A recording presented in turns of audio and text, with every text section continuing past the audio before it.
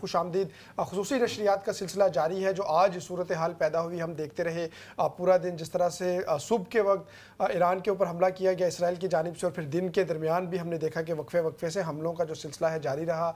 और ये कहा जा रहा है कि जो ईरान की जोहरी तनसीबात हैं उनको निशाना बनाया गया, दिफाई तनसीबात हैं उनको निशाना बनाया गया। प्रोग्राम के इस हिस्से में मेरा साथ देने के लिए सुहेल ज़रार साहब मेरे साथ मौजूद। सुहेल, सबसे पहले मैं आपसे ही पूछना चाहूँगा, इस जानिब आना चाहूँगा कि एक मरतबा फिर शायद ये जो कॉन्सेप्ट हम देख रहे हैं ना, जो अगरचे शायद सदियों से चलता है, लेकिन पिछले जो 2 सालों से हमने मुतवातिर इसको देखा कि हुकूमत भी उसी की जिसके पास पावर है और दुनिया में चलेगी भी उसी की जिसके पास पावर है, जिसके पास ताकत है। तो शायद आज का दिन हमने फिर देखा कि वही जो कॉन्सेप्ट है वो हमें दुरुस्त होता हुआ नज़र आ रहा है। बिस्मिल्लाह, बहुत बहुत शुक्रिया शाहीन भाई, आपने मुझे इस मौके पर मदऊ किया। हम सब यहाँ बैठ के इस्लाम चैनल से हमेशा जब भी कोई ऐसा इशू होता है हम सब मिलकर कोई ना कोई बात ज़रूर करते हैं।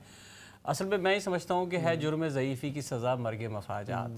होता क्या है कि जब आप कहीं से भी नज़र आने लगता है कि अब आप कमज़ोर पड़ रहे हैं, तो फिर आपको कमज़ोरी को और यानी कि तक़वियत उस तरह मिलती है कि दूसरा आदमी आप पर हमला करके देखता है कि आप कितने कमज़ोर हो गए हैं।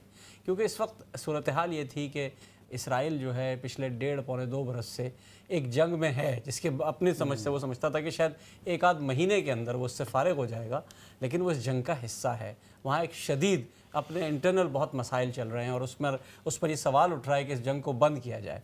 तो अगर ये जंग बंद होगी, जैसा कि हमें पता ही है कि 2 दिन के बाद सऊदी अरब और फ्रांस जमा हो रहे थे और वो किसी हल पर, किसी बात पर जमा होने वाले थे जहाँ वो तय करते थे शायद कि 2 रियासती हल निकाल लिया जाए और इस पर दोनों को जो है वो कायल भी किया जाए। तो उस सूरत हाल से बचने के लिए भी जो कुछ उसको करना था वो उसने किया। लेकिन उससे बहुत पहले की बात जो असल सवाल उठता है वो ये है कि जो सिक्योरिटी ब्रीच जो सुबह से हम बात कर रहे हैं, कैसे हो सकता है कि इतने बड़े बड़े नाम, यानी कि ईरानी फ़ौज के सरबरा, फ़ज़ाइया चीफ़, जनाब पाज़ारान इनकलाब के सरबरा, फिर एटमी साइंसदान, ये क्या सब एक ही जगह बैठे थे? क्या इन्हें इल्म नहीं था कि जनाब जंग का तबल बच चुका है, तमाम दुनिया इस वक्त जो है वो नज़रें गाड़े हुए, छोटे छोटे बच्चे को पता है। तो या तो इसका मतलब ये हुआ कि इस कदर जो जासूसी निज़ाम है इसराइल का इतना मजबूत है, या गद्दारी निज़ाम इतना तक़वियत पा गया है कि ये सब कुछ पता ही ना चला कि किसको कहाँ से मारना है, कहाँ उड़ाना है। और कोई जवाबी कार्रवाई हमें होती हुई अभी तक नजर नहीं आई कि वो तमाम दिन हम देखते रहे कि जो एयरक्राफ्ट हैं वो ईरान की हदूद में मौजूद रहे। 200 एयरक्राफ्ट आए जनाब, बिल्कुल, और वो उसको जवाब में हमें कोई भी जवाब नजर नहीं आता। सर वो जो माइट इज़ राइट वाली बात होती है वो तो अपनी जगह है। सर सवाल मेरा जो यहाँ पे वो एक रेस करना चाहता हूँ, मैं आपसे पूछना चाहता हूँ कि कई मसाइल की बात कही गई कि भाई ईरान अफजूदगी कर रहा है यूरेनियम की, ये कहा गया कि जनाब रजीम चेंज करना है, ये कहा गया कि जनाब आगे जो यहाँ जो है जो इस्लामी हुकूमत है इसका ख़ात्मा करके लिबरल हुकूमत लानी है।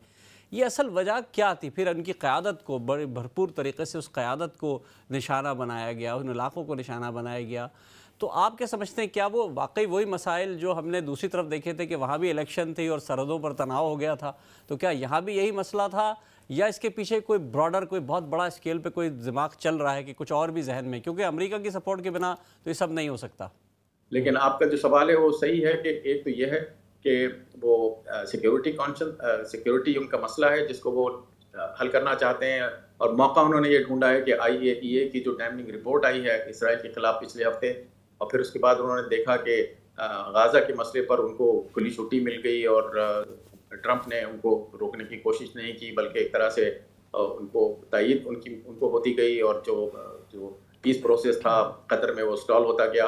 तो ये चीज़ें उनको इनकरेज कर रही हैं कि वो किसी तरह से ईरान की जौहरी सलाहियत को ख़त्म कर दें, और उसके पीछे मेन जो लफ्ज़ इस्तेमाल उन्होंने किया है कि एग्जिस्टेंशियल थ्रेट है हमें, और एग्जिस्टेंशियल थ्रेट में कुछ हद तक इसमें हकीकत है, क्योंकि वो जो जिस चीज़ को वो नहीं तस्लीम कर रहे हैं इस फ़लस्तीनी रियासत को, उसकी वजह से उनको थ्रेट ज़रूर है, क्योंकि बहुत सारी कंट्रीज़ नहीं चाहते कि इसराइल जो है वो ग्रेटर इसराइल में तब्दील हो। शरफुद्दीन साहब, जो असल सवाल उठता है वो ये उठता है, आपने पाकिस्तान का जिक्र किया, हिंदुस्तान पाकिस्तान की लड़ाई के हवाले से आपने बात की। अब इस वक्त हम बढ़ गए, यानी कि पाकिस्तानी जो हैं वो अमेरिका को की नज़रों में बहुत इस वक्त पसंदीदगी से देखे जा रहे हैं, बुलाया भी गया है, वहाँ मौजूद भी हैं। इस वक्त वो ईरान के हवाले से और इसराइल के हवाले से क्या मौक़िफ़ इख्तियार करेंगे, एक तो सवाल ये उठता है। दूसरा, हिंदुस्तान जो है वो तो दोनों का साथी बनता है ना, ईरान का भी और इसराइल का भी। अभी इसराइल साख्ता हमने देखा कि उन्होंने असला इस्तेमाल किया पाकिस्तान के हवाले से, बल्कि यहाँ तक इतलात थी कि इसराइली बैठे हुए थे और वो इस जंग में अपना हिस्सा डाल रहे थे पाकिस्तान के हवाले से। तो आप इन दोनों को कैसे देखते हैं, हिंदुस्तान को भी और पाकिस्तान को भी? क्या वो क्या मौक़िफ़ इख्तियार करेंगे और कितना इस जंग से दूर रह सकेंगे वो? देखिए, जो इंटरनेशनल तरीका है, सिफारती तरीका है, उसमें ये कि कई ममालिक ने क्लियरली कंडेम किया है इस अटैक को। उसमें पाकिस्तान भी आज पाकिस्तान ने भी स्टेटमेंट इशू की है। अहम बात यह है कि पहले सऊदी अरब जो था वो खामोश रहता था ईरान पर अटैक होने की वजह से, जो पिछली दफ़ा माजी में हुए, लेकिन सऊदी अरब ने भी कंडेम किया है, कतर ने कंडेम किया है, क्योंकि कतर का एक बहुत बड़ा रोल है मीडिएशन में। तो कंडमनेशन जो है वो एक सिफारती तरीका है, महज़िब तरीका है जो वो कर रहे हैं।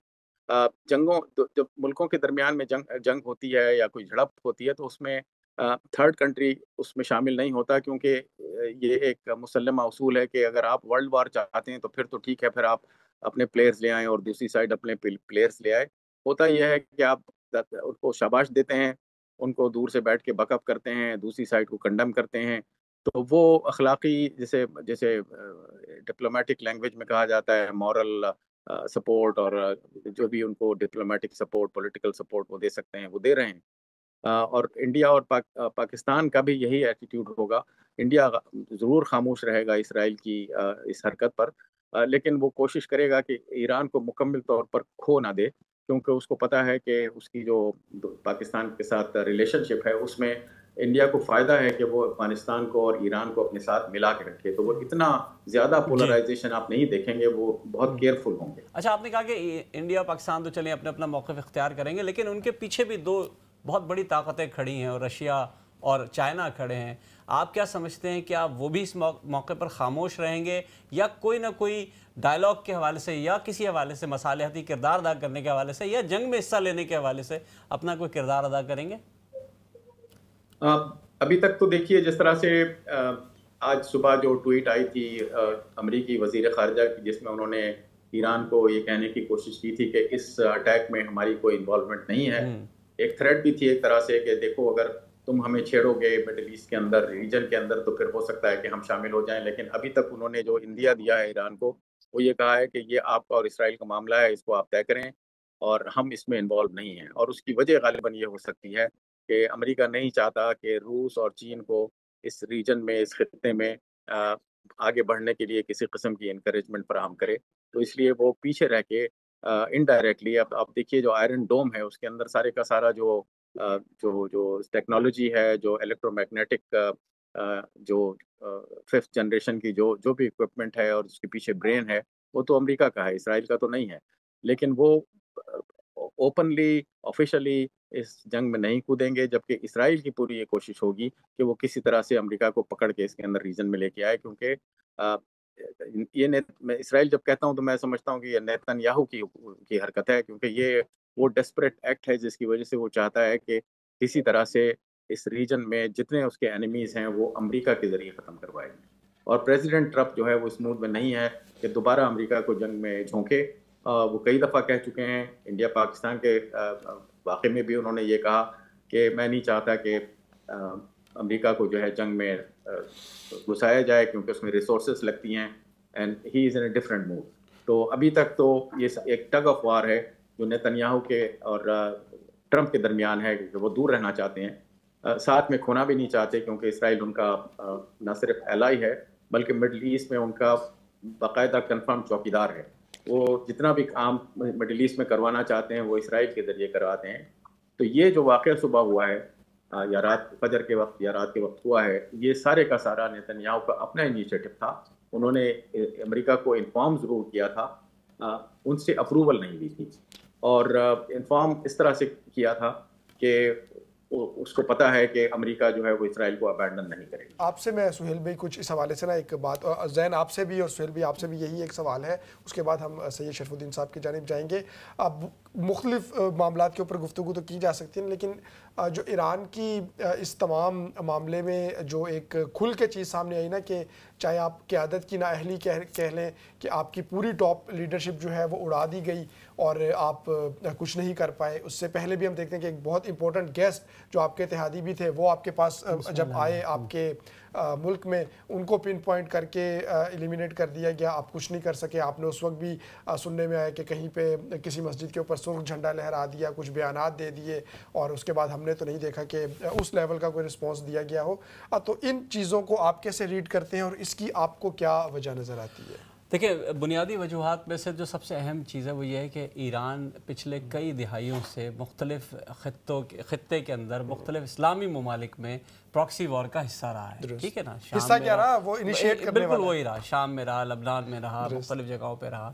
وہاں یہ سمجھتا تھا کہ یہ جو پراکسی وار ہے یہی وار ہوتی ہے، حالانکہ یہ وار نہیں ہوتی. وار تو جو ہوتی ہے وہ پھر سمجھ میں آ جاتی ہے کہ جب وار ہوتی ہے تو پھر اس طرح ہی اڑایا جاتا ہے. تو اس کے نتیجے میں کیا نکلا کہ سیکیورٹی لیبس جو ان کے ہاں جاسوسی کے حوالے سے اس قدر بڑی بنیاد میں جو موساد اندر گھسی ہوئی تھی اور مختلف تنظیمیں اندر تھی، وہ آج بھی اسی طرح اسٹرانگلی کام کریں. کیا آپ امیجن کر سکتے ہیں کہ کسی کی جو لائیو ٹریکنگ کرنی، کیونکہ سائنسی اور ٹیکنالوجی کے لحاظ سے اسرائیل بہت آگے ہے، ظاہر سی بات ہے، انہی کا سب کچھ چل رہا ہے. وہ ایک ایک بندے کو ٹریک کر کے جس طرح انہوں نے مارا. اور پھر دوسری چیز کیا ہوئی کہ یہ پورا خطہ ایک 1,500 کلومیٹر کا تقریباً فاصلہ ہے، وہاں سے آنا اور وہاں آ کر کے اس پر اٹیک کرنا، یہ بغیر اس کے نہیں ہو سکتا تھا کہ وہ جو بعض جو ممالک تھے ان کی فضائی حدود آپ کو سپورٹ نہ کرتی. اور ہم نے دیکھا لبنان نے بھی کیا، ہم نے دیکھا سیریا نے بھی کیا، ہم نے دیکھا سعودی عرب نے بھی، اردن نے کیا، جارڈن نے کیا، اور بعد میں یہ کہہ کر اپنی فضائی حدود بند کر دی کہ ہم جنگ نہیں چاہتے. ارے بھائی، تم نے تو پہلے کام کروا دیا، اس کے بعد کہہ رہے ہو کہ جنگ نہیں چاہتے. تو اس کی وجہ یہ تھی کہ وہ جو 20 سال کے زخم وہ سب چاٹ رہے تھے، تو انہوں نے اس کا کہیں نہ کہیں تو حل نکالنا تھا. اچھا، پھر ایران جب اپنے دوبارہ زخم سنبھال کے دوبارہ بیٹھے گا، پھر وہی وہ پراکسی وارز کی طرف اگر بڑھ جائے گا، تو شاید یہ بھی ایک رد عمل تھا اس بات کا. آپ دیکھیں کہ یہ سیکیورٹی لیبس کی انتہا ہے کہ آپ کا اپنا صدر مارا جاتا ہے، آپ کے چیف آف سٹاف مارے جا، صدر پہلے مارے گئے، چیف آف سٹاف مارا جا رہا ہے، آپ کے پاسداران انقلاب کے سربراہ مارے جا رہے ہیں. اسماعیل ہانیہ جیسی شخصیت، اس کو آپ کا مہمان بن کے رہا ہے اور وہ مارا گیا. تو آپ کی اپنی عوام کتنی محفوظ ہوگی، انہیں پتہ ہے اس کا اندازہ. دوسرا یہ کہ وہاں ایک انقلاب، بہرحال انقلاب کے اندر انقلاب موجود ہے جو چاہتے ہیں کہ ان کلارک سے یا مختلف حوالوں سے رد انقلاب موجود ہے، اور وہ چاہتے ہیں کہ اس سے نجات ملے. تو وہ ایک طبقہ اندر موجود ہے، 50% تقریباً ہوگا وہ بھی. تو یہ جنگ تو ہے، یقینی طور پہ بہت امپورٹنٹ جو پہلو ہے ان کی جانب سے لیتے ہوئے ایک بات کروں گا کہ تاریخ یہ رہی ہے کہ ایران کبھی بھی کسی بھی ملک نے اس پر قبضہ نہیں کیا. ہو سکتا ہے چھوٹا بڑا ہوتا رہا ہے لیکن نہیں رہا. ایک تاریخ موجود ہے، ایک بڑا پرانی حکومت تھی، سلطنت تھی، تبدیلیاں تھی، اسلام کے بھی ایک مختلف سیکٹ کو انہوں نے اپنایا اور پوری بنیاد القوم اپنایا اور اس پر کام کیا. تو یہ آج اس موڑ پہ آئے. ہو سکتا ہے تبدیلی تو ان کی ہمیشہ سے ہوتی رہی ہے. میں نے ایسے ٹویٹس دیکھے ہیں جس میں باقاعدہ لکھا ہوا ہے کہ ہم پرشین پہلے ہیں. یہ آپ نے پتہ ہے ایک پرشین تاریخ.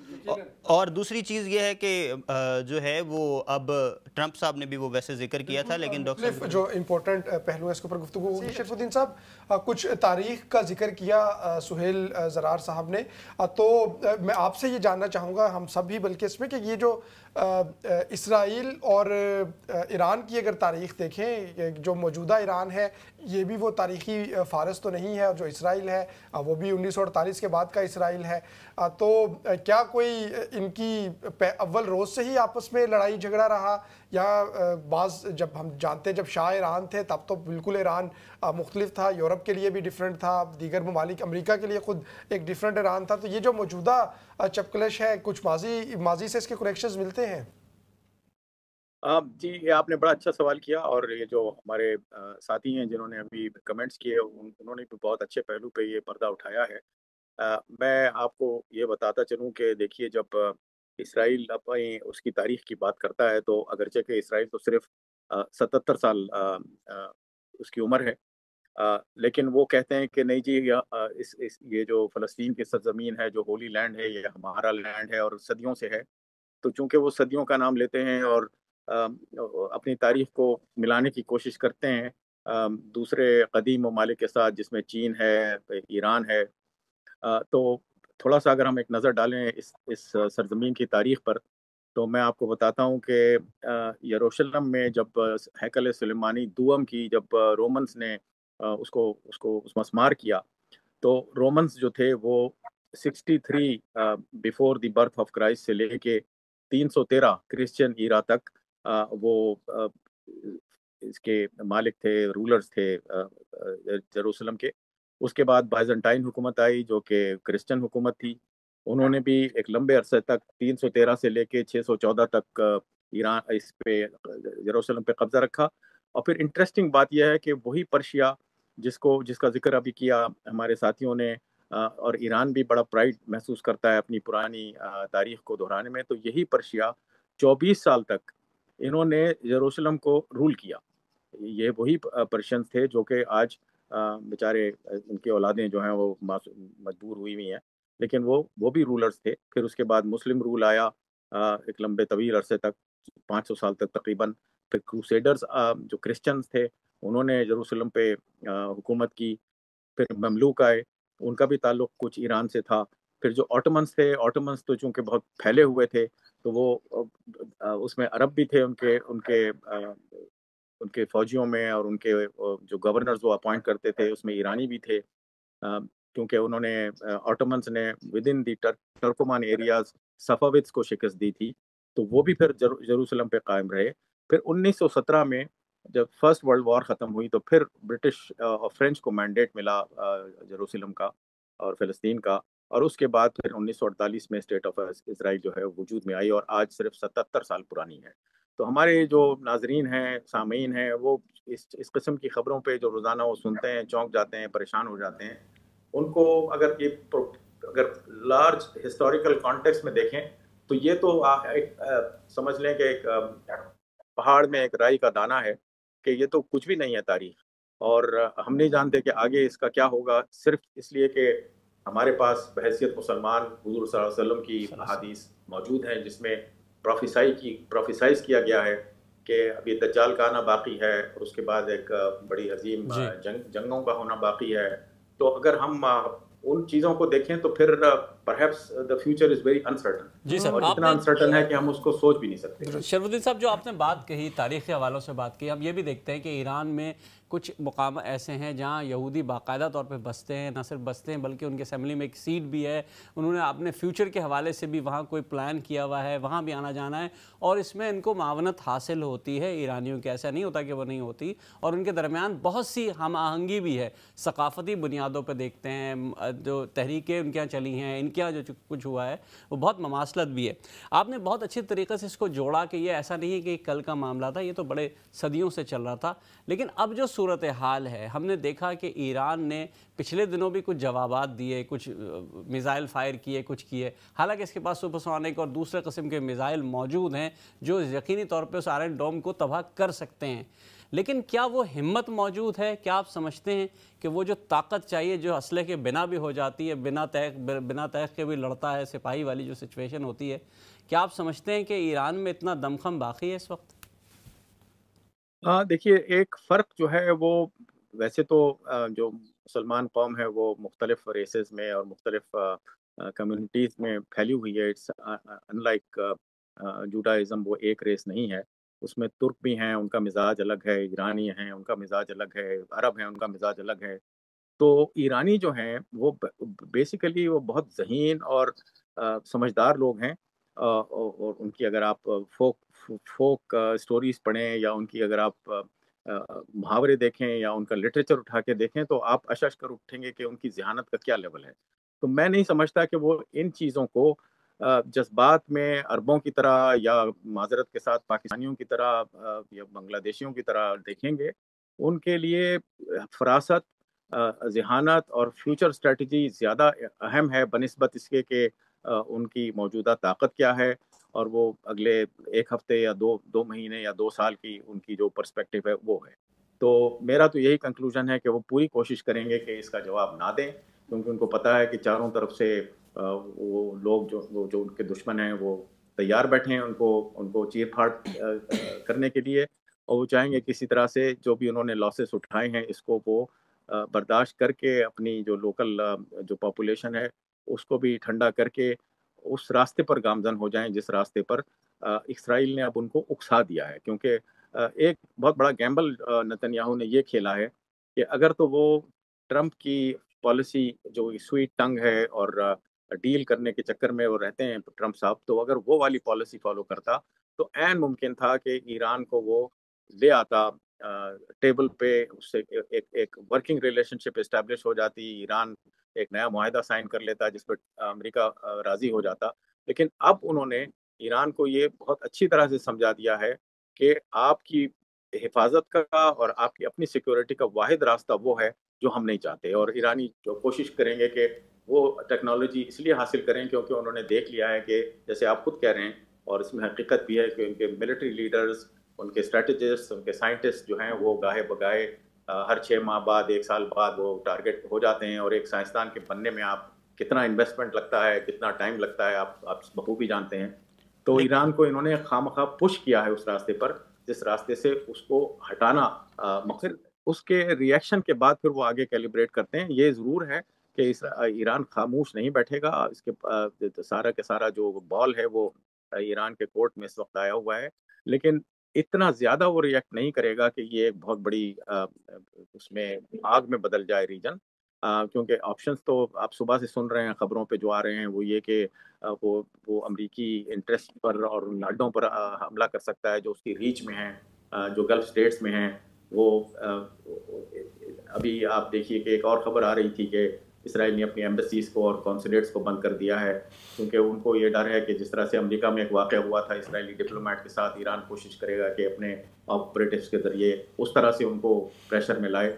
تو یہ باقی چیزیں وہ ہوں گی، جواب بھی دیں گے، میزائلز بھی داغیں گے، لیکن کوشش کریں گے کہ وہ اس کو کنٹین کریں کیونکہ ان کو پتہ ہے کہ وہ اگر اس میں فل فلیٹ چلے گئے تو وہ ایران کے لیے تباہی کے علاوہ کوئی اور راستہ سر پوری دنیا جو ہے اس وقت جو دہشت گردی کی ایک لپیٹ تھی پچھلے 20-25-30 سالوں سے چل رہی تھی، اس پہ کچھ کمی محسوس کر رہی تھی پچھلے کچھ دنوں سے، اور ایسا لگتا تھا کہ کچھ عالمی قیادتیں مل جل کر کوئی فیصلے کر رہی ہیں، کسی حل کی طرف جا رہی ہیں. ایون انڈیا پاکستان کی جنگ میں بھی ہم نے دیکھا کہ عالمی طاقتیں کودی ہیں اور اس کو روکنے کی کوشش کی گئی. تو کیا آپ نہیں سمجھتے کہ اس طرح ایران کو اکسانے سے خاص کر اس ریجن میں ایک نئی جنگ شروع ہو جائے گی، جبکہ آپ دیکھ سکتے ہیں کہ ایران کا جو عمل دخل ہے، جو تعلقات ہیں، جو مذہبی وابستگیاں ہیں، وہ پاکستان سے لے کر افغانستان سے لے کر اسرائیل، شام اور لبنان ہر جگہ موجود ہیں، اور وہ کوئی بھی شخص کہیں بھی کسی بھی حوالے سے بھڑک سکتا ہے، کھڑا ہو سکتا ہے اور ایک نئی جنگ کو اپنا آغاز کر سکتا ہے. جی یہ جو کانشیسنس ہے اور یہ جو اویئرنیس ہے یہ تو non political religious community of Israel میں بھی موجود ہے.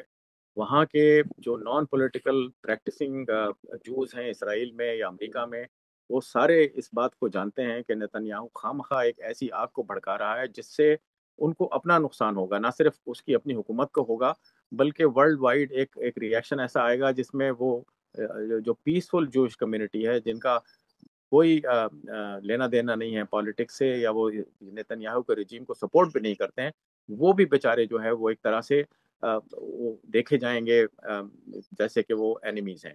تو یہ اس کا شعور تو ہے اور اسرائیل کے اندر موجود ہے، اسی لیے بہت بڑی اپوزیشن نتنیاہو کو اپنے ملک کے اندر سے مل رہی ہے. لیکن وہ اس کے یہ ڈیسپریٹ اٹیمپٹس اس لیے ہیں کہ کسی طرح سے اپنی حکومت کو ایکسٹینڈ کرے اور ان کو کوئی ریوارڈ لا کے دے کہ وہ پھر دوبارہ سے وہ اپنی نان کوalition میجورٹی گورنمنٹ بنانے کے قابل ہو جائے.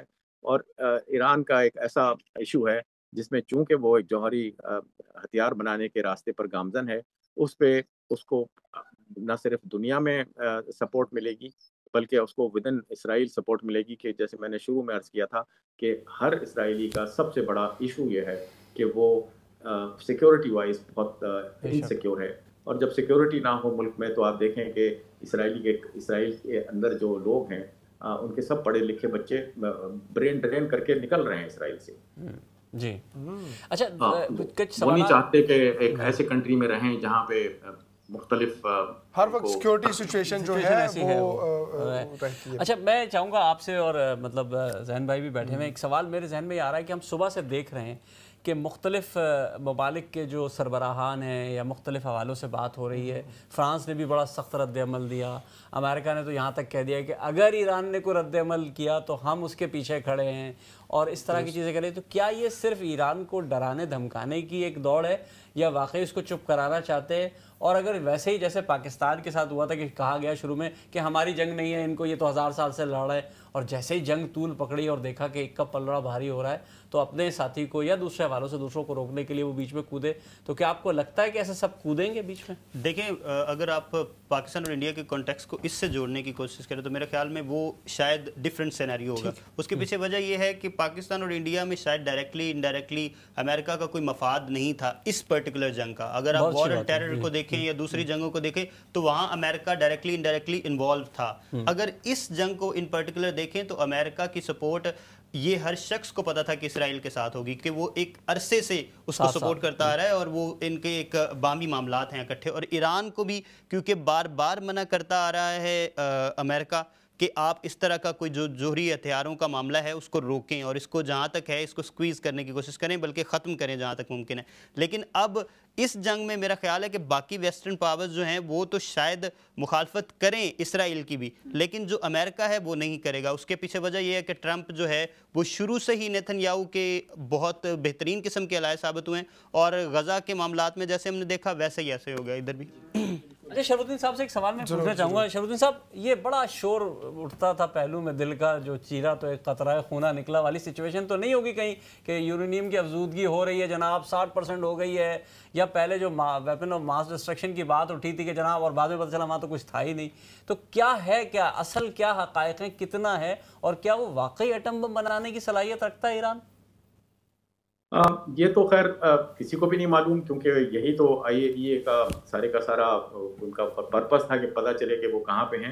لیکن ان کے جو ٹیکنیشینز گئے وہاں پر، جو انہوں نے دیکھا، تو لازم بات ہے کہ اگر دھواں اٹھ رہا ہے تو کہیں نہ کہیں تو چنگاریاں چل رہی ہیں. تو دھواں تو ہے، چنگاری بھی ہے، اور یہ کہاں تک پہنچ چکا ہے، کتنا انڈیج کر لیا ہے، اس کے بارے میں بہت ساری آراء موجود ہیں. وہ کہتے ہیں کہ جی 90% تک وہ پہنچ گئے ہیں 90% بنانے کے. اور لیکن یہ ایشو نہیں ہے. ایشو یہ ہے کہ کیا آپ کو یہ حق حاصل ہے کہ آپ WMD کا نام لے کے آپ کسی کنٹری پہ چڑھائی کر دیں جبکہ آپ کے پاس پروف موجود نہیں ہے. تو یہ ایشو ہے کہ عراق پہ انہوں نے حملہ کیا، جیسے آپ بتا رہے ہیں کچھ نہیں نکلا. ان کے اوپر اگر حملہ کریں اور نکلے ضرور، لیکن وہ نہ نکلے جس کا ان کو خطرہ تھا، تو یہ ایک ریپیٹ ہو جائے گا جس میں آپ یہ سمجھ لیں کہ international law already international law کی سچیاں ہو چکی ہیں، اس کو تو بالکل آپ سمجھ لیں کہ پھر کو کھڑکی سے باہر نکال کے پھینک. جیسے یہ شرف الدین صاحب، وہاں سے تو پتہ نہیں کچھ نکلے گا یا نہیں، لیکن اسرائیل کے بارے میں تو تمام لوگ جانتے ہیں کہ ان کے پاس تو ہے نا کیا کیا ہے، اور اس میں سے جتنا کچھ وہ استعمال کر سکتے تھے انہوں نے غزہ میں کر کے دکھا بھی دیا، لیکن بہرحال ان کو نہیں روک رہے. سید شرف الدین صاحب، تھینک یو ویری مچ، آپ ہمارے ساتھ موجود رہے. پروگرام کا جو وقت ہے بالکل اپنے اختتام پہ پہنچ چکا ہے. بہت شکریہ آپ کے وقت کا، اور خاص طور پہ جو بہت اس حوالے سے ہماری رہنمائی بھی کی کہ جو سچویشن ہے اس وقت خطے کی، اور اگرچہ ہم دعا گو ہیں کہ یہ جو تمام معاملات ہیں یہیں پہ رک جائیں، جو آگ ہے جنگ کی وہ مزید نہ بھڑکے، لیکن بہرحال جتنی صورتحال جس طرح سے خوفناک ہوتی جا رہی ہے نا، وہ یقیناً ایک سنجیدہ نوعیت کی صورت ہے. سہیل بھائی صرف 2 منٹ ہے، میں چاہوں گا 1 منٹ میں آپ کو اختتامی کلمات ادا کر دیں. دیکھیں اختتامی کلمات تو ہماری دعائیں ہوتے ہیں ہمیشہ. ہم چاہتے ہیں کہ دعا اس پر خاتمہ ہو کہ شاید جنگ رک جائے اور آگے نہ بڑھے معاملہ. لیکن دیکھیں کسی کو بھی جو آرٹیکل جو UN کو آرٹیکل ہے وہ سے کوئی نہیں روک سکتا کہ اپنے اوپر جب کسی نے جنگ مسلط کی تو وہ جواب دینے کا حق رکھتا ہے، اب جیسا بھی دے. اب وہ اس کی عوام اس سے کتنی مطمئن ہوتی ہے نہیں ہوتی ہے وہ ایک الگ بحث ہے. لیکن ایک جو طاقتور ہے وہ مزید طاقتور ہو جاتا ہے اگر آپ اس کا جواب نہیں دیتے. تو جواب تو کہیں نہ کہیں آپ کا بنتا ہے، جیسے بھی ہو آپ کو دینا تو پڑے گا. امن کی جانب جو ہے وہ قدم بڑھنا چاہیے. جنگ کسی بھی مسئلے کا حل نہیں ہوتی، ہم دیکھ چکے ہیں، خاص طور پہ یہ جو گزشتہ 2 سال کا تقریباً عرصہ رہا ہے. بہرحال ناظرین، ہماری اس خصوصی ٹرانسمیشن کی اختتام کا وقت ہوا چاہتا ہے. ہم تمام لوگوں کو یہاں سے اجازت دیجیے. اللہ نگہبان.